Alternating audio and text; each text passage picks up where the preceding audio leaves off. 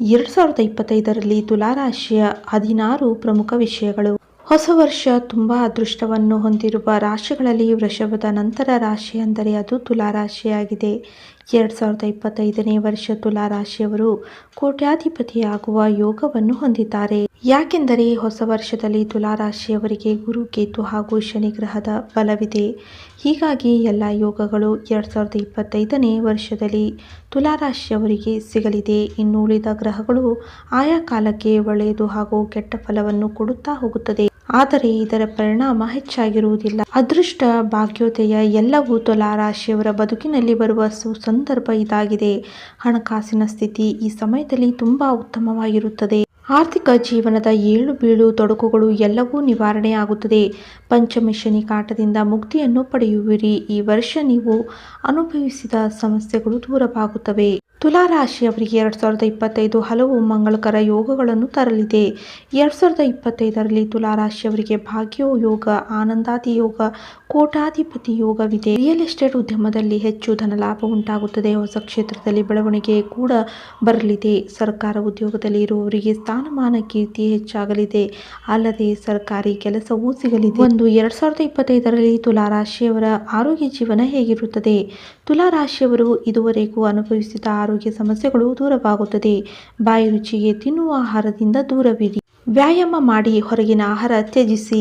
ಸಣ್ಣ ಪುಟ್ಟ ಕಾಯಿಲೆಗಳು ಬರುತ್ತದೆ. ಗಂಭೀರ ಆರೋಗ್ಯ ಸಮಸ್ಯೆಗಳು ನಿಮ್ಮ ಹತ್ತಿರಕ್ಕೂ ಸುಳಿಯುವುದಿಲ್ಲ. 2025ರಲ್ಲಿ ತುಲಾರಾಶಿಯ ಪ್ರೇಮ ಜೀವನ ಹೀಗೆ ಇರುತ್ತದೆ. ಹೊಸ ವರ್ಷ ಪ್ರೇಮ ಜೀವನ ಉತ್ತಮವಾಗಿರುತ್ತದೆ. ಸಂಗಾತಿಯೊಂದಿಗೆ ಒಳ್ಳೆಯ ರೀತಿಯಲ್ಲಿ ಜೀವನ ಮಾಡಲು ಸಾಧ್ಯವಾಗುತ್ತದೆ. 2025ರಲ್ಲಿ ಅದೃಷ್ಟವಂತರು ನೀವು. ಯಾಕೆಂದರೆ 2025ರಲ್ಲಿ ನೀವು ಬಯಸಿದ ಸಂಗಾತಿಯನ್ನು ನೀವು ಪಡೆಯುವಿರಿ. ಪ್ರೀತಿಸಿದವರೊಂದಿಗೆ ಮದುವೆಯಾಗುವಿರಿ. ಶನಿ ಪೀಡೆ ಹಾಗೂ ಗುರುಕಾಟ ಇರುವುದಿಲ್ಲ. ಮನೆಯವರ ಸಹಕಾರ ಇರುತ್ತದೆ. 2025ರಲ್ಲಿ ತುಲಾರಾಶಿಯ ವೃತ್ತಿ ಜೀವನ ಹೇಗಿರುತ್ತದೆ?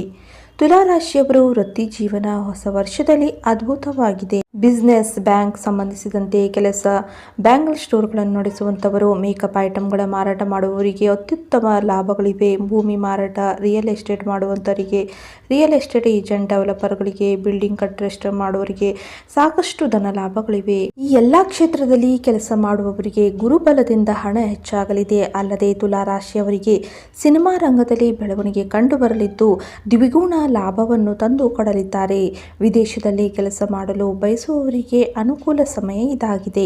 ಅತ್ಯುತ್ತಮ ಯೋಗದ ಫಲವನ್ನು ನಿರೀಕ್ಷೆ ಮಾಡಬಹುದು. 4. ತುಲಾರಾಶಿಯವರಿಗೆ ಯಾವ ರಾಶಿಯ ಜೀವನ ಸಂಗಾತಿ ಉತ್ತಮ? ಮುಖ್ಯವಾಗಿ ಮಿಥುನ, ಕುಂಭ ಮತ್ತು ಸಿಂಹರಾಶಿಯವರು ಉತ್ತಮ. ತುಲಾ ಮತ್ತು ಸಿಂಹರಾಶಿಯವರು ಮಾನಸಿಕವಾಗಿ ಹೊಂದಾಣಿಕೆಯಾಗುತ್ತಾರೆ. ಸಿಂಹರಾಶಿಯವರು ತುಲಾರಾಶಿಯವರ ಜೀವನದಲ್ಲಿ ಉತ್ಸಾಹವನ್ನು ತರಲು ಪ್ರೇರೇಪಿಸುತ್ತಾರೆ. ಇದಕ್ಕಾಗಿ ನಿಮ್ಮ ಶುಕ್ರವನ್ನು ಬಲಪಡಿಸಿ. 5. ತುಲಾರಾಶಿಯವರು ಯಾವ ಬಣ್ಣದ ವಾಹನವನ್ನು ಖರೀದಿಸಬೇಕು? ಈ ರಾಶಿಯ ಜನರಿಗೆ ಬಿಳಿ, ನೀಲಿ ಅಥವಾ ತಿಳಿ ಗುಲಾಬಿ ಬಣ್ಣದ ವಾಹನವು ಶುಭ ಮತ್ತು ಬಿಳಿ ನೀಲಿ ಬಣ್ಣವು ಶುಕ್ರ ಗ್ರಹದ ಪ್ರಭಾವವನ್ನು ಹೆಚ್ಚಿಸುತ್ತದೆ. ಇದು ಅವರ ಅದೃಷ್ಟವನ್ನು ಸುಧಾರಿಸುತ್ತದೆ. ಯಾವುದೇ ವಾಹನವಾಗಲಿ ಇವರು ಮಂಗಳವಾರ ಅಥವಾ ಶುಕ್ರವಾರ ಖರೀದಿಸುವುದು ತುಂಬಾನೇ ಮಂಗಳಕರ. 6. ತುಲಾರಾಶಿಯವರು ಯಾವ ದಾನವನ್ನು ಮಾಡಬೇಕು? ತುಲಾರಾಶಿಯವರು ಅಕ್ಕಿ, ಹಾಲು, ಬಿಳಿ ವಸ್ತುಗಳನ್ನು ದಾನ ಮಾಡಬೇಕು. ಶುಕ್ರವಾರದಂದು ಬಟ್ಟೆ ಮತ್ತು ಬೆಳ್ಳಿಯನ್ನು ದಾನ ಮಾಡಬೇಕು. ಈ ವಸ್ತುಗಳು ದಾನ ಮಾಡುವುದು ನಿಮ್ಮ ಶುಕ್ರ ಗ್ರಹವನ್ನು ಬಲಪಡಿಸುತ್ತವೆ. ದಾನ ಮಾಡಲು ಶುಕ್ರವಾರವನ್ನು ಅತ್ಯಂತ ಮಂಗಳಕರ ದಿನವೆಂದು ಪರಿಗಣಿಸಲಾಗಿದೆ. ದಾನವನ್ನು ಅಗತ್ಯವಿರುವವರಿಗೆ ನೀಡಿ. 7. ತುಲಾರಾಶಿಯವರು ಯಾವ ದಾನವನ್ನು ಮಾಡಬಾರದು? ಇವರು ಕಪ್ಪು ಎಳ್ಳು, ಕಬ್ಬಿಣದ ವಸ್ತುಗಳು ಮತ್ತು ಎಣ್ಣೆಯನ್ನು ಯಾರಿಗೂ ದಾನ ಮಾಡಬಾರದು.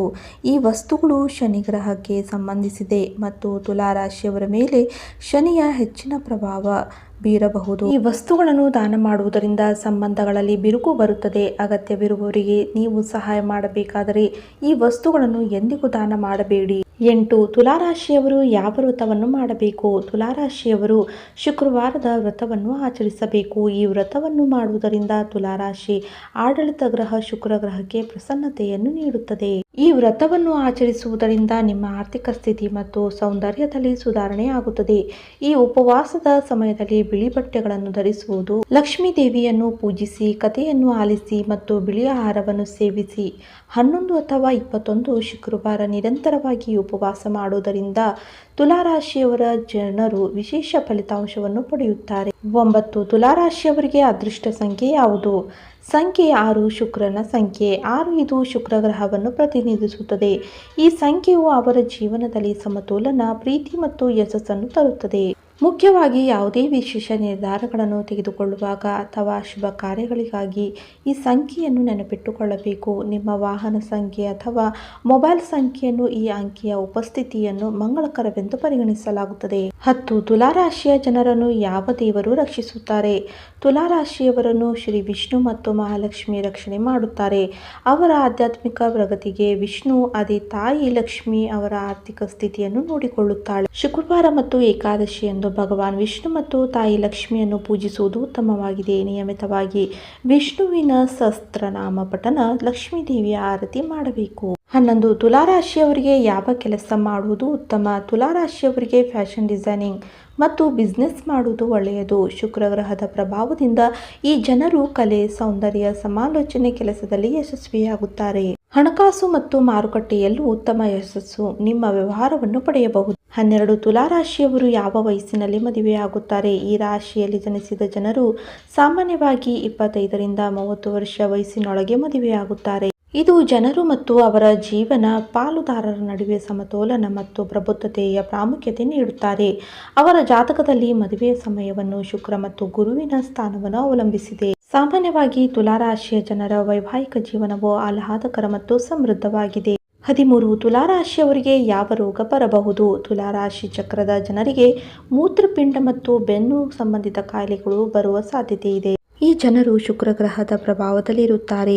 ಸೌಂದರ್ಯ ಮತ್ತು ಆರೋಗ್ಯದ ಬಗ್ಗೆ ಕಾಳಜಿ ವಹಿಸಿ, ಆದರೆ ಈ ಅಂಗಗಳಲ್ಲಿ ದೌರ್ಬಲ್ಯ ಇರಬಹುದು. ಅತಿಯಾದ ಒತ್ತಡದಿಂದಾಗಿ ಅವರು ಮಾನಸಿಕವಾಗಿ ಅಸ್ವಸ್ಥರಾಗಬಹುದು. ಈ ಜನರು ತಮ್ಮ ಆಹಾರದಲ್ಲಿ ನೀರಿನ ಪ್ರಮಾಣ ಹೆಚ್ಚಿಸಬೇಕು. 14 ತುಲಾರಾಶಿಯವರ ದೊಡ್ಡ ಶಕ್ತಿ ಯಾವುದು? ತುಲಾರಾಶಿಯ ಜನರು ಅದ್ಭುತ ವ್ಯಕ್ತಿತ್ವವನ್ನು ಹೊಂದಿರುತ್ತಾರೆ. ಅವರ ರಾಶಿ ಚಕ್ರದ ಚಿಹ್ನೆಯು ತುಲಾರಾಶಿಯಾಗಿದ್ದು ಅವರು ಸಮತೋಲಿತವಾಗಿರುವುದನ್ನು ಸೂಚಿಸುತ್ತದೆ. ಈ ರಾಶಿ ಚಕ್ರದ ಜನರು ಅದ್ಭುತವಾದ ತಾಳ್ಮೆಯನ್ನು ಹೊಂದಿರುತ್ತಾರೆ ಮತ್ತು ಅತ್ಯಂತ ಪ್ರತಿಕೂಲವಾದ ಸಂದರ್ಭಗಳಲ್ಲಿಯೂ ಸಹ ತಮ್ಮ ಕೋಪವನ್ನು ನಿಯಂತ್ರಿಸುವ ಅದ್ಭುತ ಶಕ್ತಿಯನ್ನು ಹೊಂದಿರುತ್ತಾರೆ. ಇವತ್ತಿನ ಈ ಉಪಯುಕ್ತ ಮಾಹಿತಿ ನಿಮಗೆಲ್ಲ ಇಷ್ಟವಾದಲ್ಲಿ ಲೈಕ್ ಮಾಡಿ, ಶೇರ್ ಮಾಡಿ, ಹಾಗೆ ಸಬ್ಸ್ಕ್ರೈಬ್ ಮಾಡಿಕೊಡಿ. ಧನ್ಯವಾದಗಳು.